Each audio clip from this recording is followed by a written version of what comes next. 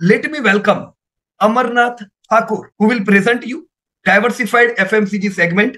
ये कुछ आपको सेगमेंट की बात बताएंगे, सेगमेंट में क्या करना चाहिए, कौन सी कंपनी में इन्वेस्ट करना चाहिए, और फिर हमको फेयर वैल्यूएशन भी हिंदुस्तान लीवर का बताएंगे।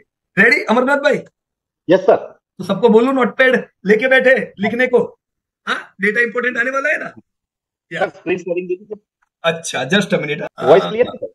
ओके, डन अमरनाथ भाई, now you can share your screen. नमस्कार दोस्तों, मैं अमरनाथ ठाकुर मेहमदाबाद गुजरात से आप सभी का हार्दिक स्वागत करता हूं। दोस्तों, आज का जो मेरा प्रेजेंटेशन है वो हिंदुस्तान यूनिलीवर कंपनी के ऊपर है। तो सबसे पहले दोस्तों मैं बताना चाहूंगा कि 9 मंथ का रिजल्ट आ गया है हिंदुस्तान यूनिलीवर कंपनी का। तो क्या हम बाई करें, होल्ड करें या सेल कर दे? जैसे अशोक भाई ने बताया कि हेवेल्स में भी अभी थोड़ा डिमांड कम है, तो आगे हम देखें कि क्या हमें करना चाहिए। तो आइए दोस्तों, सबसे पहले जो है मैंने ये स्लाइड रखा है ताकि आप सभी को पता चले। एग्जैक्ट 15 महीने पहले मैंने एक H1 का हिंदुस्तान यूनिलीवर का ही एक प्रेजेंटेशन बताया था, जिसमें बीएससी का टोटल मार्केट कैप जो है वो अगर हम देखें तो 283 लाख करोड़ था पास्ट 15 मंथ पहले। और आज की अगर बात करें तो दोस्तों टोटल मार्केट कैप बीएससी का देखें तो उसका पूरा उल्टा हो गया। 283 जो था उसका उल्टा होकर 382 लाख करोड़ का मार्केट कैप हो गया। मतलब एक ही साल में अगर हम देखें कि स्टॉक मार्केट जो है 25-30 साल में जो है टोटल जितना बढ़ा उसमें से 99 लाख करोड़ मार्केट कैप तो लास्ट 15 मंथ में ही बढ़ गया। तो दोस्तों, क्या हमें निवेश करना चाहिए, होल्ड करना चाहिए, वेल्थ क्रिएट होगा कि नहीं, ये सारे क्वेश्चन के आंसर यहाँ पे एक ही चीज में मुझे मिल गया ऐसा लग रहा है। दोस्तों, अगर हम देखें तो सेक्टर है डाइवर्सिफाइड एफएमसीजी और टोटल बीएससी का मार्केट कैप है 382 लाख करोड़ करंट पे। और इंडस्ट्री का अगर देखें तो 11.5 लाख करोड़ का मार्केट कैप है। वेटेज के हिसाब से देखें तो 3% का वेटेज जो है वो टोटल मार्केट कैप में डाइवर्सिफाइड एफएमसीजी का है।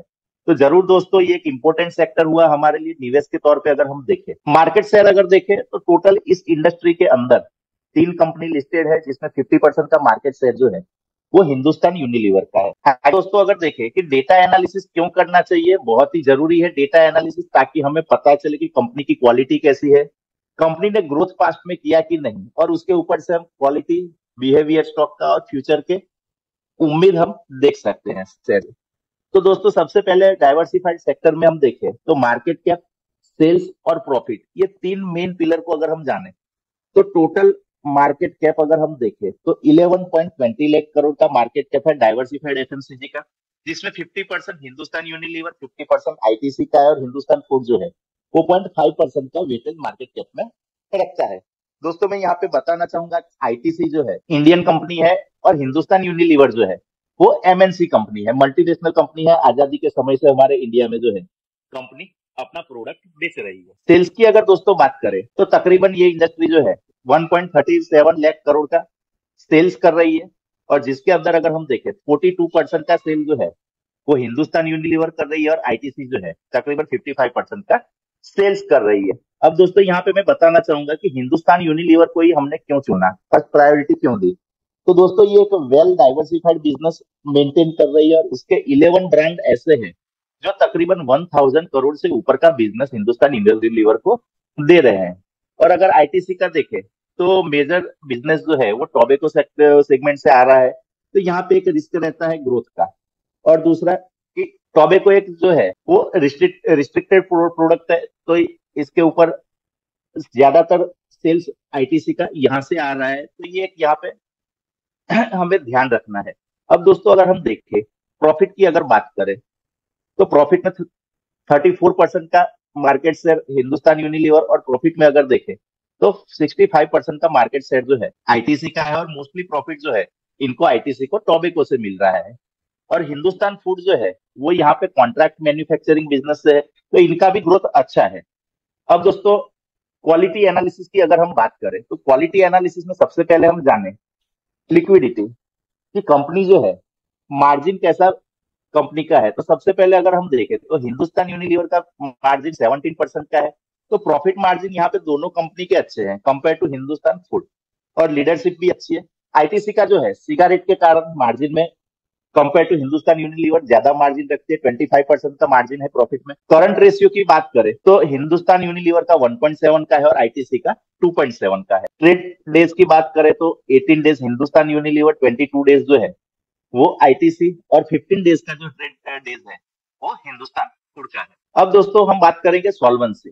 तो सॉल्वेंसी में सबसे पहले अगर हम देखें डेब्ट टू इक्विटी रेशियो, तो यहाँ पे अगर हम देखें तो कंपनी जो है पूरी डेब्ट फ्री है। हिंदुस्तान यूनिलीवर और आईटीसी दोनों ही डेब्ट फ्री कंपनी है, लेकिन यहाँ पे अगर हम देखें हिंदुस्तान फूड, तो उसके ऊपर डेब्ट कंपेयर टू दोनों कंपनी से ज्यादा है। तो यहाँ पे एक रिस्क रहता है निवेश करने में, जब भी कोई अगर प्रॉब्लम आएगा तो सबसे पहले सब हिंदुस्तान फूड जो है वो कंपनी को प्रॉब्लम आएगा, क्योंकि डेब्ट टू इक्विटी कंपेयर टू दोनों कंपनी से इनका ज्यादा है।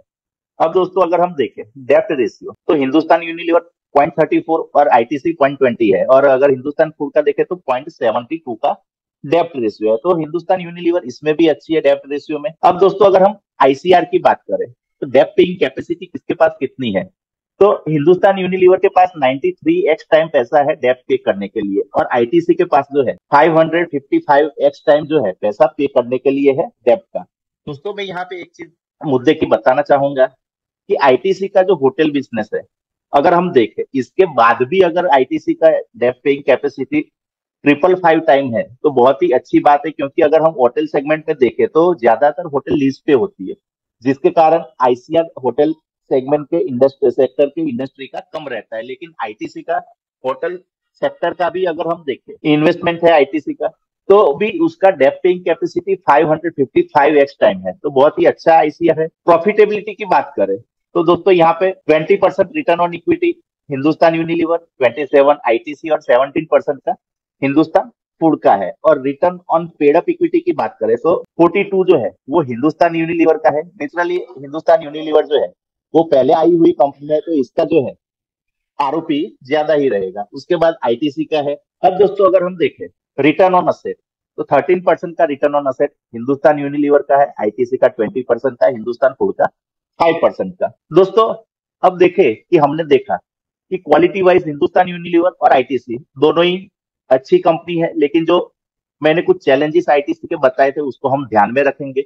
उसके बाद दोस्तों हम हिस्टोरिकल डेटा को एनालिसिस करेंगे। तो हिस्टोरिकल डेटा एनालिसिस करने से पहले मैं यहाँ पे अगर देखूं कि कहाँ पे मैं निवेश करूं, हिंदुस्तान यूनिलीवर में करूं, आईटीसी में करूं या हिंदुस्तान फूड में करूं, तो सबसे पहले अगर हिस्टोरिकल डेटा देखें तो सेल्स की अगर हम हिस्ट्री देखें तो कांस्टेंट सेल्स जो है हिंदुस्तान यूनिलीवर का बड़ा है 10,000 करोड़ से लेके आज 60,000 करोड़ की सेल्स करती हुई एक कंपनी बनी है, और तकरीबन 5.42x टाइम सेल्स बढ़ा है कंपनी का।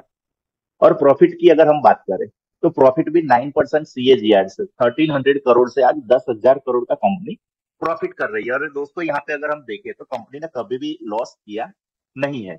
मार्जिन की बात करें तो मार्जिन जो है 15% का एवरेज मेंटेन किया है, लेकिन जैसे जैसे लोग प्रीमियम प्रोडक्ट में आएंगे वैसे वैसे मार्जिन जो है वो कंपनी के भी बढ़ते रहेंगे। रिजर्व की बात करें दोस्तों तो यहाँ पे अगर हम देखें कंपनी का 2004 के अंदर रिजर्व तकरीबन 1900 करोड़ था, वो आज बढ़ के 50,000 करोड़ का कंपनी का रिजर्व हो गया है। दोस्तों मैं यहाँ पे बताना चाहूंगा कि 2020 से अचानक ये रिजर्व क्यों बढ़ा, तो कंपनी ने कुछ बड़े स्टेक लिए। फॉर एग्जांपल ग्लैक्सोस्मिथ करके कंपनी थी, उसको टेक ओवर किया, जिसके कारण रिजर्व में जो है हमें बड़ा चेंजेस अचानक देखने को मिला। दोस्तों कंक्लूजन की अगर बात करें तो लॉन्ग टर्म में ग्रोथ अच्छा है, लेकिन करंट ईयर में अगर हम देखें कि क्या सही में हिंदुस्तान यूनिलीवर में ही प्रॉब्लम था, तो नहीं दोस्तों। करंट में अगर हम देखें तो सारे सेक्टर की सारी कंपनी के अंदर जो है वो लो डिमांड की वजह से प्रॉब्लम है। तो ऐसा नहीं है कि कंपनी खराब है या सेक्टर खराब है, लेकिन सेक्टर के अंदर जो डिमांड होती है वो डिमांड कम है। दोस्तों करंट ट्रेंड की अब बात करें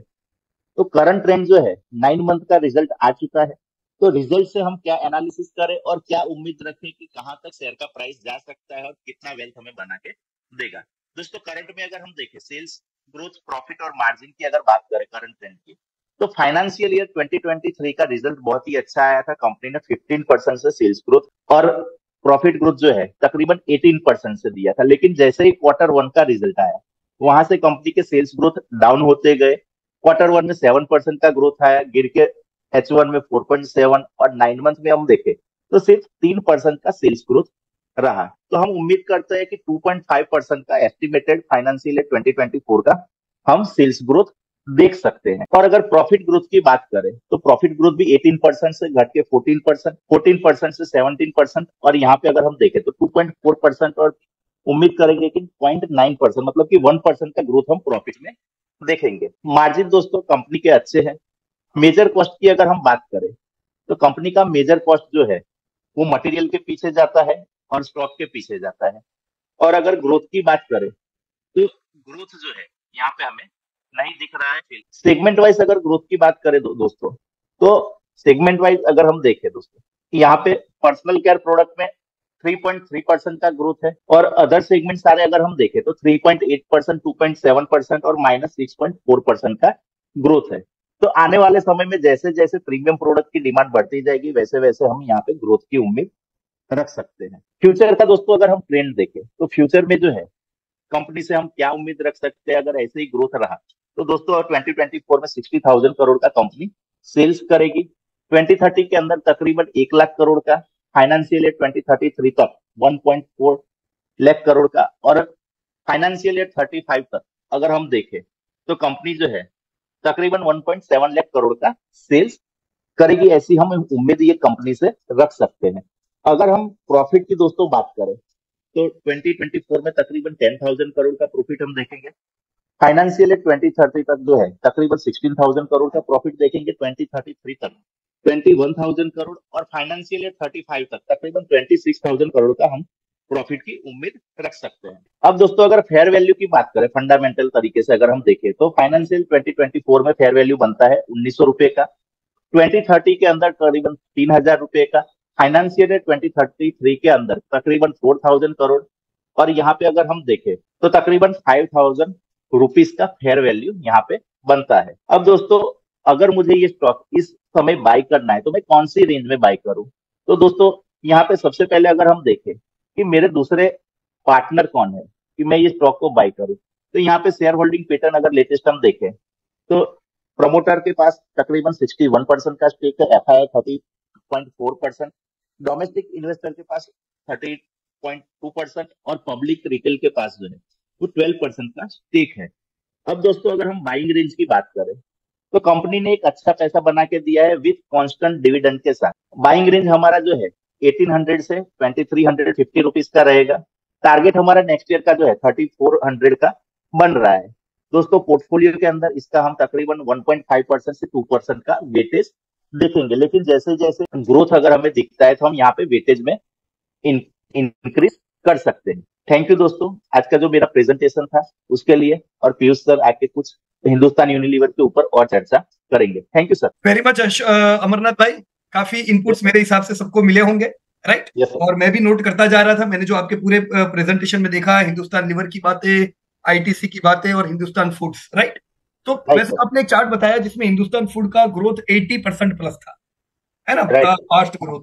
तो उससे अट्रैक्ट हो जाइए, वो इसलिए था क्योंकि हिंदुस्तान फूड्स असल में प्रॉब्लम में थी, राइट? और डीलिस्ट हो चुकी थी ये कंपनी पहले, पर जो नए प्रमोटर आए उन्होंने ये कंपनी खरीदी, राइट? और रिस्टार्ट हुआ, और उसके बाद हमने हिंदुस्तान फूड में ग्रोथ देखा। तो जब लो बेस से होता है, जीरो से शुरुआत होती है दोस्तों, ग्रोथ अच्छा दिखता है, राइट?